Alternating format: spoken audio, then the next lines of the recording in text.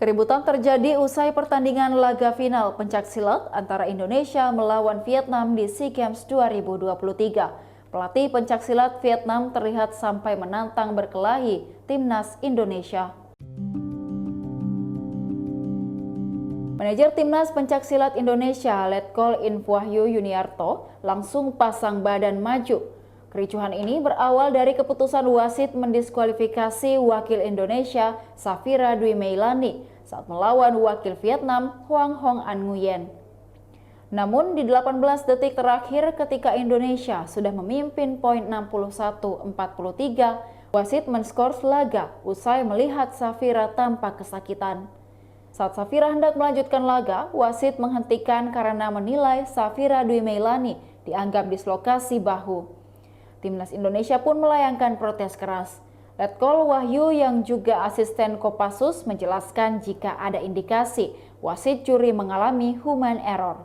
Artinya, wasit tidak tahu peraturan atau ketentuan perbedaan antara gerakan menarik dengan kuncian.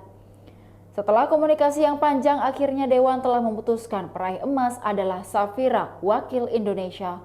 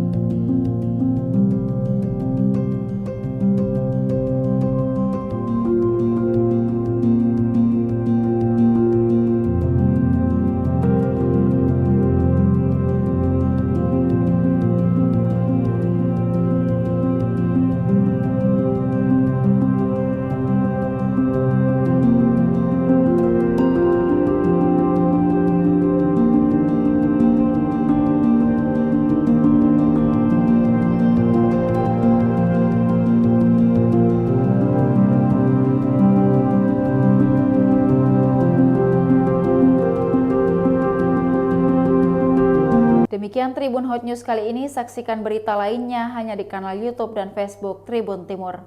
Terima kasih sudah nonton, jangan lupa like, subscribe, dan share ya!